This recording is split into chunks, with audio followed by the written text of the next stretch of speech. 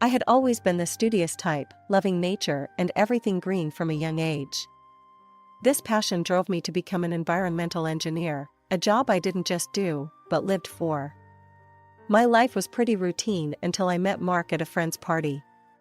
He was charming, a bit shy, and had the warmest smile I'd seen in a long time. We clicked instantly, and before I knew it, we were dating. A couple of months down the line, Mark thought it was time I met his family. I was nervous, but excited too. Little did I know, this was going to be one interesting evening.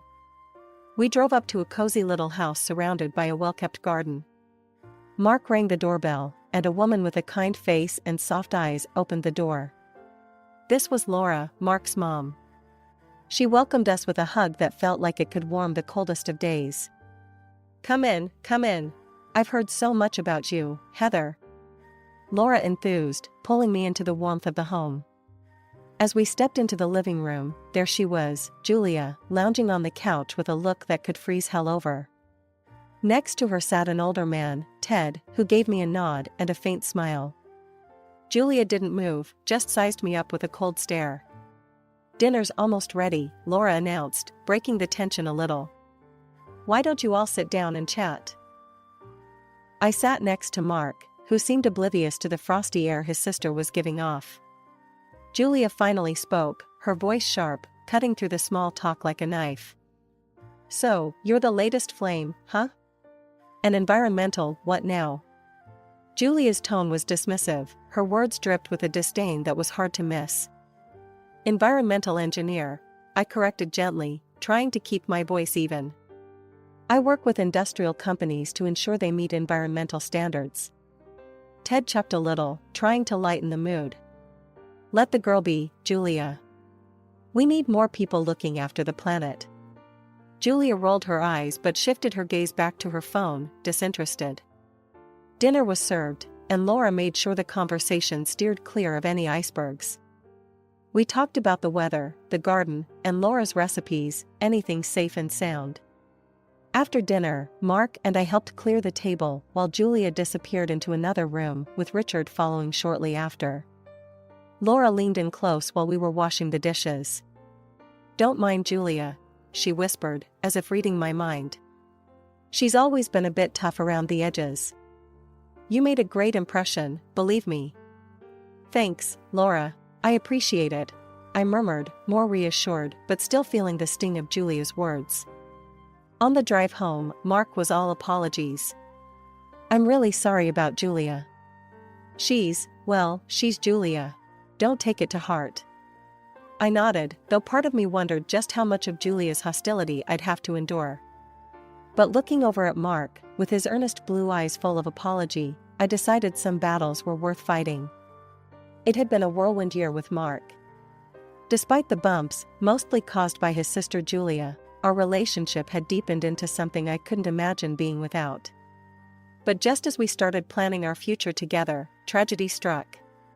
Julia's husband, Ted, passed away unexpectedly. The funeral was a grand, gloomy affair. Julia, veiled and somber, played the part of the grieving widow to a T. Something about her tears felt off to me, like she was putting on a show. But I bit my tongue, chalking it up to my already strained feelings towards her. A couple of months later, Mark and I decided it was time to move forward with our own lives. We were planning a simple wedding, nothing extravagant, just an intimate celebration of our love. That's when the drama unfolded. I really think you should wait, Julia burst out during what I had hoped would be a peaceful family dinner at her place. Her eyes were fierce, her voice a sharp edge, cutting through the calm. You can't seriously think of celebrating when I'm still in mourning. It's disrespectful, it's indecent. Mark looked taken aback, his fork halfway to his mouth. Julia, it's been 2 months, and we're only talking about a small. 2 months, she snapped, slamming her palm on the table, making the silverware jitter. My husband is dead. Do you think that feels like 2 months to me? No wedding until a year has passed. That's final. Mark, ever the peacemaker, touched my arm, a silent plea. Heather, maybe we should consider it. It's just a few more months. The atmosphere remained charged, each meeting with Julia a tiptoe around a minefield. Mark remained oblivious to the undercurrents, or perhaps he chose to be, thinking it was the only way to keep peace in the family. A year had slowly passed since the funeral, and Mark and I finally got married. The ceremony was simple, just close friends and family in a little chapel downtown. Mark's mom, Laura, was radiant, brimming with joy for us, but Julia was another story. She was there, physically, but her smiles were forced, her eyes distant. I figured it was the memories of her late husband that made her so withdrawn. After the wedding, Mark and I settled into a modest rented apartment. It was cozy, filled with the laughter and plans of newlyweds, until reality knocked on our door with the news of Laura's illness. It was sudden and severe. She was bedridden, her limbs weak, and she suffered from excruciating headaches and kidney pain. Without much discussion, Mark suggested, "We should move in with Mom. She needs us." So, we packed up our lives and moved into his childhood home to take care of Laura. It was there that I truly stepped into the role of a caregiver. I bathed her, combed her hair, which was thinning alarmingly, and did my best to keep her comfortable. One day, while trying to untangle her hair, I suggested, "Mark, maybe we should consider a specialized care facility. They could handle her medical needs better." Mark hesitated, running a hand through his hair. "I don't know, Heather. Julia is really set on keeping Mom here. Let's try to manage a bit longer." Julia's visits were frequent and usually ended in criticism. One afternoon, she stormed in just as I had finished cleaning the kitchen. "You call this clean? And what's that smell? Can't you cook something decent?" "I'm doing the best I can, Julia. It's not like I have any help," I shot back, frustration bleeding into my voice. Julia snorted. "Excuses. You're just lazy. And poor Mom, stuck with your pathetic cooking and cleaning." Before I could respond, Mark walked in, his face drawn. "Heather, just let it go. It's not worth the argument." His words stung, always quick to defend his sister, never me. As the days turned into weeks, the atmosphere at home grew heavy with unspoken tensions. I found myself dreading Julia's visits, the air thickening the moment she stepped through the door. Her accusations were relentless. "You're neglecting her. Look at her, she's wasting away and you just watch," Julia would hurl at me during her brief, tempestuous visits. And every time, Mark would side with her. "Heather, maybe try a little harder with Mom. Julia might have a point," he'd say, which only poured salt on my open wounds. I felt isolated, caught in a home where my efforts were unseen and unappreciated. Conversations with Mark about it led nowhere, circles of blame that always ended with "my sister is right." 2 months had never passed so slowly. Laura's health continued to decline, despite my best efforts, and then, one grim morning, she passed away. The house plunged into a deeper silence than the morning we had already been living under. Mark was devastated, his mother had been his anchor, and now that she was gone, he seemed adrift, lost in his grief. The funeral was a blur of black attire and whispered condolences. I stood beside Mark, offering what comfort I could, but the real storm brewed when Julia approached us by the graveside, her face twisted not just with grief, but anger. "You should have done more," she hissed quietly, ensuring only I could hear. "If you cared half as much about her as you do about your damn plants, she'd still be here." I felt a sting at her words, anger mingling with my sorrow. "Julia, Laura needed professional care, not just us." "I told you." "Excuses," she snapped back, her voice sharp as a knife. "You just didn't want to deal with the burden." I glanced at Mark, hoping for support, but his eyes were fixed on the freshly turned earth. Later, at home, I tried to speak to him. "Mark, you heard what your sister said. You know it's not true.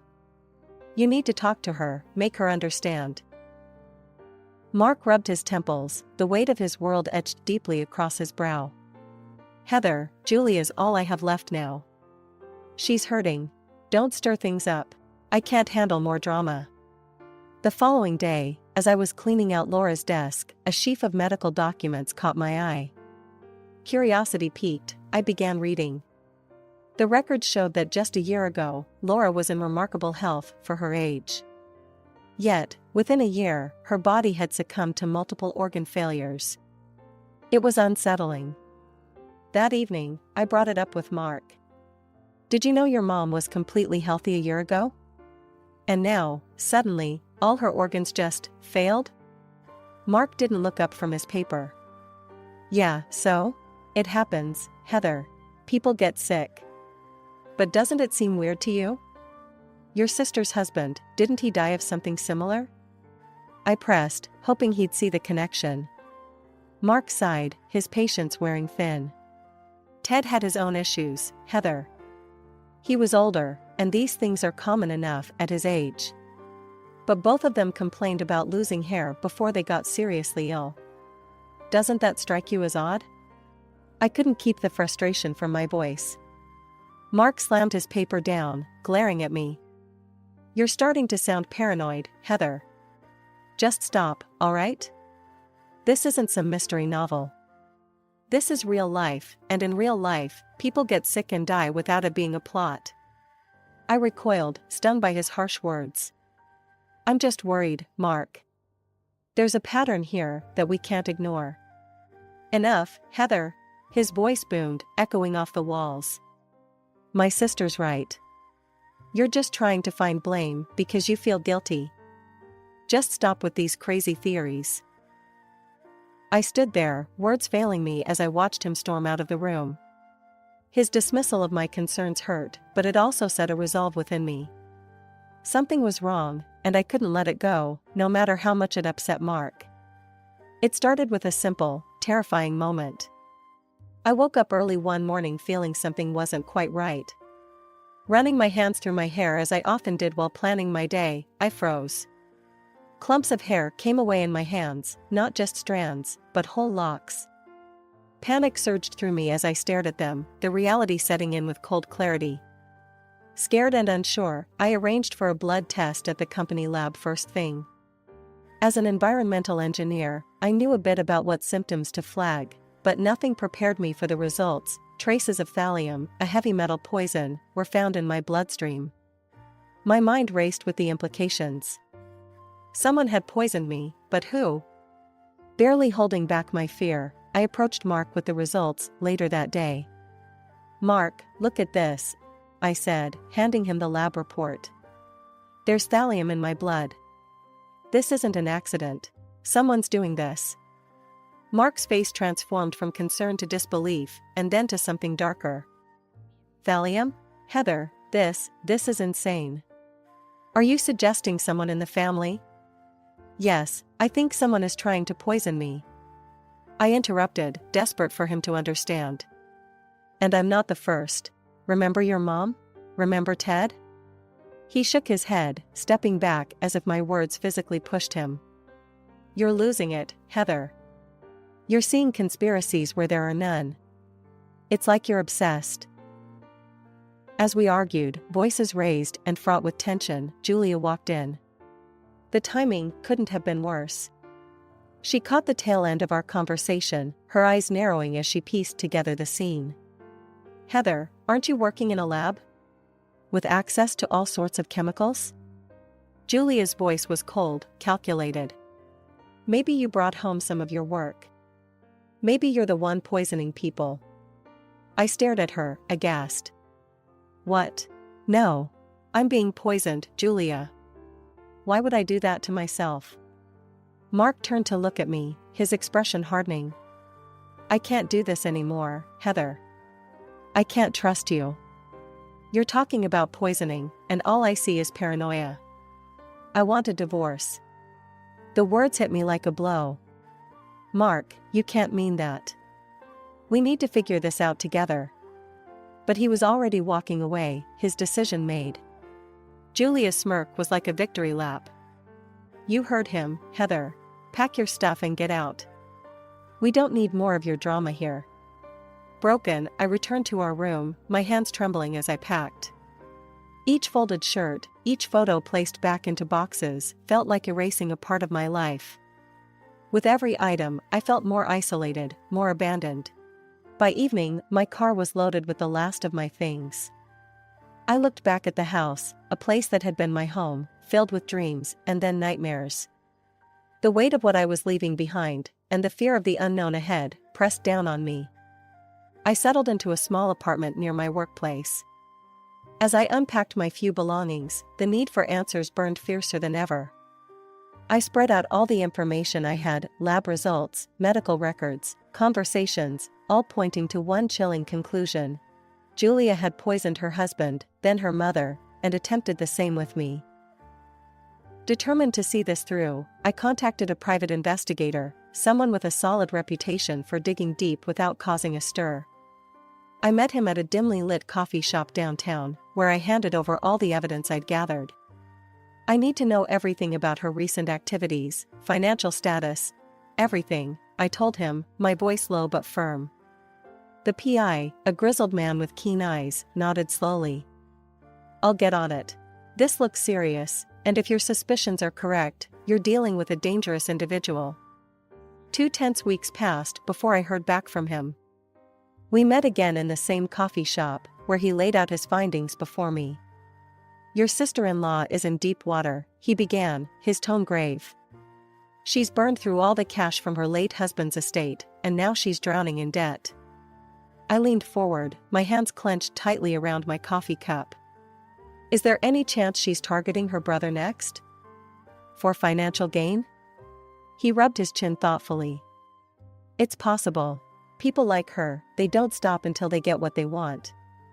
She's a classic psychopath, no remorse, just objectives. The PI then slid a folder across the table to me. I'd advise you to take this to the police. She's dangerous, and this is bigger than just a family dispute. I nodded, absorbing his advice. But something within me resisted the idea of stepping back. Thank you, I'll consider it. But first, I need to try to handle this in my own way. I need to expose her, make her face her actions. Fueled by the need to protect not just myself, but also Mark, despite his current feelings toward me, I made a decision.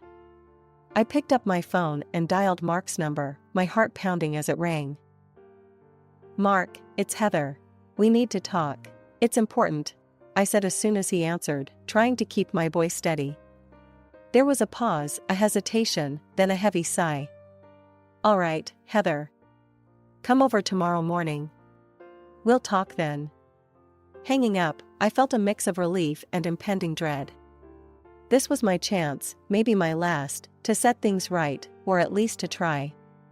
The next day, I drove back to the house, the familiar route now laden with a mix of nostalgia and bitter anticipation. I parked outside, taking a moment in the quiet of my car to gather my thoughts. With one last look in the rearview mirror, I stepped out of the car and walked towards the house, each step heavy with the weight of the impending confrontation. Stepping into Mark's house felt surreal, like walking onto the set of a tragic play where I once knew my lines but had since forgotten them. The air was thick with tension and the summer heat, making each breath feel heavier than the last. Mark gestured towards the kitchen table where a pitcher of lemonade sat, condensation beating along its glassy exterior. It's hot out there, huh? Here, have some lemonade before we get into it, Mark said, pouring a glass and sliding it across to me. Thanks, I murmured, taking the glass. The icy drink was refreshing, momentarily pushing the impending confrontation to the back of my mind. I took a few sips, relishing the coolness. But within minutes, a sharp pain twisted in my stomach, gripping and unrelenting. I gasped, setting the glass down with a clatter. Mark, something's not right. My stomach, it hurts so much. Mark, confused and concerned, came over to my side. What's wrong? Where did this lemonade come from? I managed to ask, clutching my abdomen as the room began to spin. Julia made it before she went out, Mark replied, his brow furrowing. Heather, what's happening? I tried to steady my voice, the room tilting dangerously. Mark, the lemonade, it's poisoned. Your sister, she's trying to kill us. For the inheritance. We need to call 911, now. I collapsed onto the floor, the cold tiles a harsh contrast to the heat that flushed my face. At that moment, the front door swung open and Julia walked in, her timing as impeccable and sinister as ever. She froze, taking in the scene, me on the floor and Mark by my side, phone in hand. "What's this now? Heather, what drama are you cooking up?" Julia's voice was sharp, cutting through the thick air. Mark, conflicted yet urgent, ignored her. "I'm calling for an ambulance." "Something's wrong with Heather." Julia laughed, a cold, harrowing sound. "Oh, please. She's just acting. Look at her, always the victim." I tried to speak, to warn Mark again, but my voice was a mere whisper, drowned out by Julia's accusations. "She's lying, Mark. She's trying to set me up. Don't fall for it." Mark hesitated, his phone hovering. That moment of doubt was all Julia needed. As he turned to grab a cold towel compress from the kitchen to help me, Julia leaned close, her voice a venomous hiss only I could hear. "It's over for you. In a few hours, you'll be gone, and then it's his turn. All this, everything, he'll be gone too, and I'll be the only one left." Her words were the last I heard. I woke up in the hospital, the sterile white of the room blinding after days lost in darkness. My throat was parched, my body ached, but I was alive. As I was trying to piece together how I ended up here, the door to my room creaked open and 2 police officers walked in. Their faces were stern, but not unkind as they approached my bedside. "Mrs. Thompson, you're awake. We're glad to see you're recovering," one of the officers began. "We're here because your private detective contacted us. He filled us in on everything." I nodded, my mind still foggy. "Yes, the detective. I hired him to investigate my sister-in-law." The other officer pulled up a chair. "He did a thorough job, ma'am. Based on his information, we arrested your sister-in-law. We also exhumed the bodies of her husband and your mother-in-law. Tests confirmed they were poisoned with thallium, just like what was found in your system." The room spun a little with each word. "Julia did that?" My voice was barely above a whisper. "Yes, and she tried to prevent your husband from calling the ambulance. But he did call, and that probably saved your life," the first officer explained. Their words sank in slowly. Mark had called the ambulance. Despite everything, he had saved me in the end. "Your sister-in-law is facing charges for double premeditated murder and attempted murder," the second officer continued. "She's in custody now and won't be harming anyone else." The relief was palpable, but it was overshadowed by the betrayal and the horror of what had transpired. It was only when the officers left, wishing me a swift recovery, that the tears came, tears for the life I thought I had, for the family I thought was mine. Weeks later, Mark visited. I was stronger then, sitting up in bed, the poison flushed from my system, but not from my mind. He looked worn, the guilt etching deep lines around his eyes. "Heather, I can't express how sorry I am. I should have believed you," he stammered, unable to meet my eyes. "It's too late for sorry, Mark. Your sister nearly killed me, and for a long time, you chose to believe her over your wife," I said, my voice steady despite the emotion I felt. "I know, and I'll regret that for the rest of my life." But she confessed, Heather. At the trial. She admitted to everything, even gloated about it. She said she'd have killed me too if it weren't for you. I absorbed his words, the final pieces of Julia's treachery slotting into place. "And now?" I asked, my heart thudding heavily. "She's been sentenced to life in prison. And there's a compensation order. She has to pay for all your medical expenses, the therapy you'll need, everything." Mark moved closer, his hands reaching out, then pulling back. "Heather, can we start over? Can you forgive me?"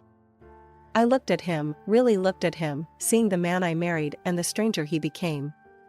"I can't, Mark. You didn't just break my trust, you chose her over me when I was fighting for our lives. I need to heal, and I can't do that with you." Mark nodded, tears in his eyes as he stood to leave. "I'll always love you, Heather. I'm just so sorry it came to this." As he walked out, I felt a weight lift slightly. It wasn't forgiveness, not yet, but it was a step toward closing a painful chapter. Now, I live alone, my days filled with recovery and reflection. The pain and betrayal sometimes seem like shadows at the edge of my mind, threatening to overwhelm me. But each day, I grow stronger, more determined to rebuild the life that was nearly stolen from me.